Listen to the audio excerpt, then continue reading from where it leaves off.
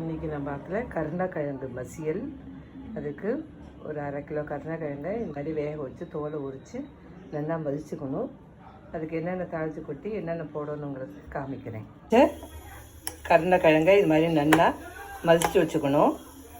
இப்போ இதில் என்னென்ன தாளித்து கொட்டணுங்கிறத காமிக்கிறேன்.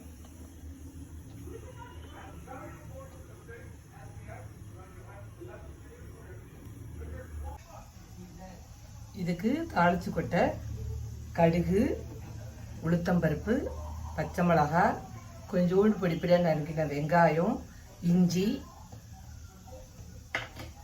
இதெல்லாம் போட்டு நல்லா வதக்கிட்டு அதில் கொட்டிட்டு எலுமிச்சம்பழத்தை நமக்கு தேவைக்கேற்ப எலுமிச்சம்பழத்தை புரிஞ்சுக்கணும். நம்ம எவ்வளோ கருணக்கிழங்கு வச்சுருக்கோமோ அதுக்கு தேவைக்கேற்ப எலுமிச்சம்பழத்தை புரிஞ்சுக்கணும்.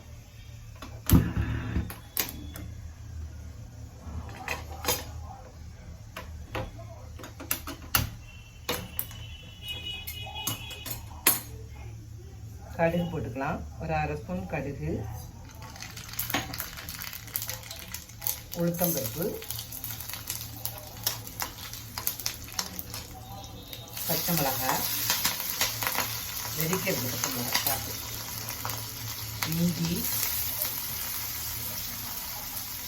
இஞ்சி நல்லா பொடிப்படியாக நறுக்கி அதில் போடணும். இஞ்சி அவசியம் போடணும். ஏன்னா கருணக்கிழங்குலாம் வாய்வு.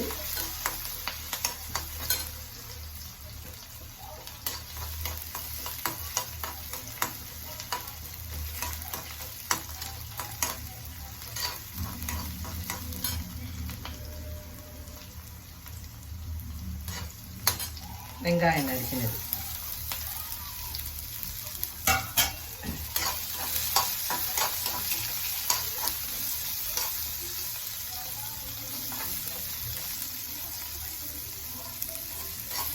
அதெல்லாம் பொடிப்படியாக நறுக்கின வெங்காயத்தையும் இதில் போட்டு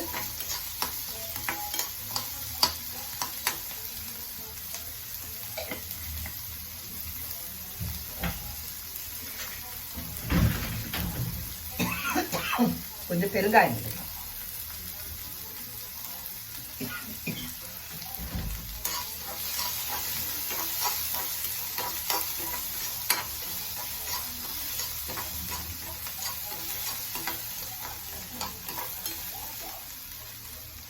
இந்த இஞ்சி, பச்சை மிளகாய், வெங்காயம் எல்லாம் நல்லா வதங்கிட்டு அடுப்பை ஆஃப் பண்ணிடலாம். ஆஃப் பண்ணிவிட்டு நம்ம மதித்து வச்சுருக்க கருணக்கிழங்குல அதை கொட்டிடலாம்.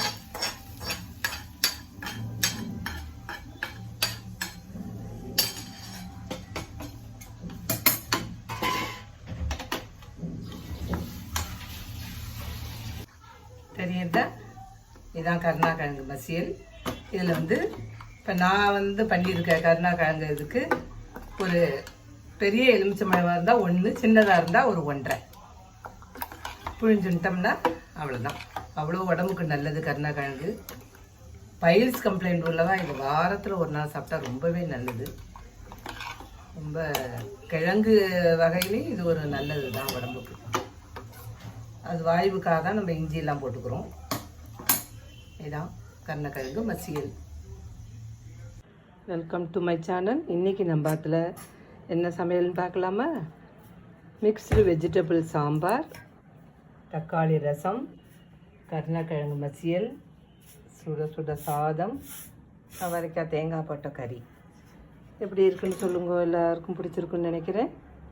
லைக் பண்ணுங்க, கமெண்ட் பண்ணுங்க, ஷேர் பண்ணுங்க, மறக்காமல் சப்ஸ்கிரைப் பண்ணுங்க. தேங்க்யூ.